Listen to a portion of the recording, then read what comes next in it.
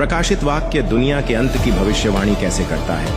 प्रकाशित वाक्य अंतिम दिनों में अभूतपूर्व महाविपत्तियों का स्पष्ट रूप से वर्णन करता है। 7 मोहरें, युद्ध, मृत्यु, अकाल और महामारी का प्रकोप, पृथ्वी की 1/4 आबादी का नाश। 7 तुरहियां, आग धरती और पेड़ों को जला देती है, समुद्र खून में बदल जाते हैं, पानी कड़वा हो जाता है, युद्ध छिड़ जाते हैं और 1/3 मानवता नष्ट हो जाती है। 7 कटोरे, परमेश्वर का क्रोध उंडेला जाता है, लोगों को दर्दनाक घाव होते हैं, पानी फिर से खून में बदल जाता है, चिलचिलाती गर्मी पड़ती है, बड़े भूकंप और ओलावृष्टि होती है।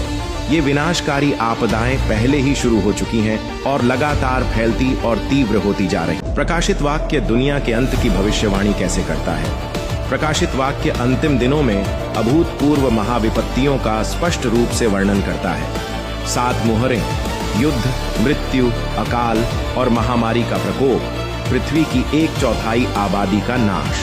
7 तुरहियां, आग धरती और पेड़ों को जला देती है, समुद्र खून में बदल जाते हैं, पानी कड़वा हो जाता है, युद्ध छिड़ जाते हैं और 1/3 मानवता नष्ट हो जाती है। 7 कटोरे, परमेश्वर का क्रोध उंडेला जाता है, लोगों को दर्दनाक घाव होते हैं, पानी फिर से खून में बदल जाता है, चिलचिलाती गर्मी पड़ती है, बड़े भूकंप और ओलावृष्टि होती है। ये विनाशकारी आपदाएं पहले ही शुरू हो चुकी हैं और लगातार फैलती और तीव्र होती जा रही।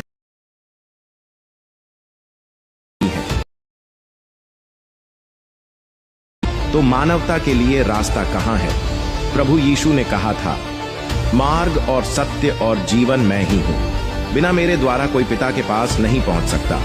तूने मेरे धीरज के वचन को थामा है, इसलिए मैं भी तुझे परीक्षा के उस समय बचा रखूंगा जो पृथ्वी पर रहने वालों के परखने के लिए सारे संसार पर आने वाला है। केवल प्रभु का स्वागत करके और उनके वचनों का पालन करके ही हम उनकी सुरक्षा प्राप्त कर सकते हैं। तो वह आपकी रक्षा करेंगे और आपको सुरक्षित रूप से बचाएंगे। अगर आप जानना चाहते हैं कि प्रभु का स्वागत कैसे करें, आमीन, अपना व्हाट्सएप नंबर छोड़ दीजिए और एक पादरी का सहायक आपसे संपर्क करेगा और आपको जवाब बताएगा।